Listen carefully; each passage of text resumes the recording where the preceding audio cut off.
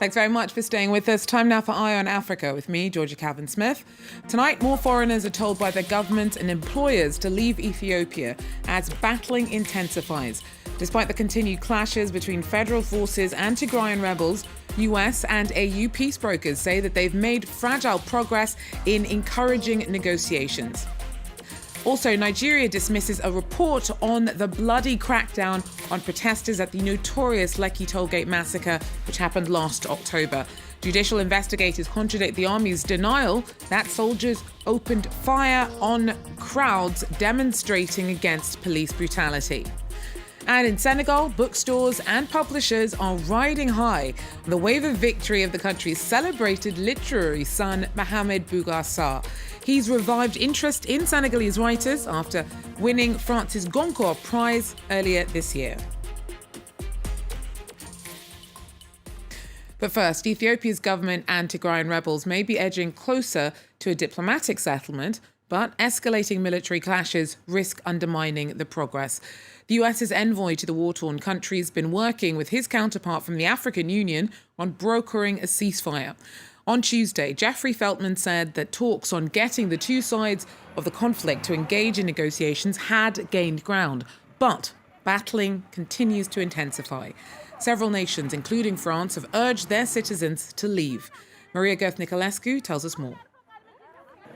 In the face of the military situation in Ethiopia, the French embassy has asked all French citizens to leave without delay. There were a little over 1,000 French citizens in Ethiopia, but a lot of them had already decided to leave over the past weeks. The evacuation will be organized through the embassy itself. For now, the international airport is still functioning normally with daily flights announced from Addis Ababa to Paris. This decision by the French embassy comes as several other countries, including the United States and the UK, had already asked their citizens to leave as the security situation deteriorates in the country. The UN is also evacuating family members of their international staff. So far, Tigrayan rebels are still fighting about 190 kilometers northeast of the capital. They've expressed their intention to advance until Addis Ababa in order to break the humanitarian siege imposed on Tigray, where hundreds of thousands are facing famine, according to the UN.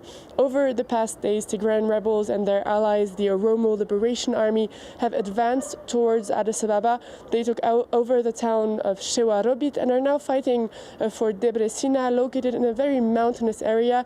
This is a difficult battlefield and therefore a very strategic location. The Addis Ababa city administration on Tuesday said the capital was in a state of reliable peace. The Ethiopian government assures Tigrayan troops will be defeated. The government is still calling citizens to join the fight against Tigrayan forces. Prime Minister Abiy Ahmed said on Monday he will leave to the battlefield to lead the Ethiopian army troops to victory. Maria Gerth-Nicolescu there for us. Now, the Nigerian government has refused to budge in its insistence that the killing of several people during protests against brutality last October was not down to a massacre by soldiers. A leaked judicial investigation found that 15 people had been killed or went missing after the 2020 crackdown. But the country's information ministers dismissed the report as being unreliable. Samuel Okoya fills us in. 1 year after the Nigerian military violently put down a peaceful protest at the Lekki toll gate in Lagos, controversy still remains as to whether or not a massacre occurred. A leaked report by a judicial panel set up to investigate the Lekki toll gate shootings said a massacre indeed occurred. The report said 11 people were killed, while 4 others are missing and presumed dead. The report added that about 100 unidentified corpses could also be linked to the incident. The Nigerian government has now given its first official reaction to the report. Information Minister Lai Mohammed said at a press conference that the leaked report is simply a rehash of unverified fake news that has been plying on social media since the incident occurred. The Information Minister said the report is riddled with so many errors, omissions, and conclusions that are not supported by evidence. Many Nigerians, especially those in the human rights community, have hailed the report of the probe panel, saying it reflected the killings that took place at the Lekki toll gate. The peaceful protesters using the hashtag #EndSARS were protesting police brutality when soldiers dispersed them. Some Nigerians have called on the International Criminal Court to try those behind the killings. Sam Olokoya there for us. Kenyan President Uhuru Kenyatta met with his South African counterpart in Pretoria on Tuesday. Kenyatta's in the country on a 2-day state visit. He and Cyril Ramaphosa hope to move past a trade imbalance that sees South African exports to Kenya being worth almost 24 times as much as its imports from the country. The leaders also discussed some of the worst conflicts and violence besetting the continent, including Ethiopia, a recent bomb attack in Uganda, and the rise of extremist violence in Mozambique. Kenyatta and Ramaphosa have said that collaboration is key. We certainly have found that working together in our region, here in SADC, dealing with the Mozambican situation, is bearing a great deal of fruit and success in that theater in Mozambique. But that theater can spread very quickly and easily, as now Uganda is bearing the brunt of all this. And we've cooperated at close range with President Museveni, who has also shared information on an ongoing basis with us. At least 19 people, including 9 members of the Burkina-based security forces, have been killed in a suspected extremist attack. It happened Sunday in the central region of Fube. A member of staff of Doctors Without Borders was also injured, and a healthcare centre burned down.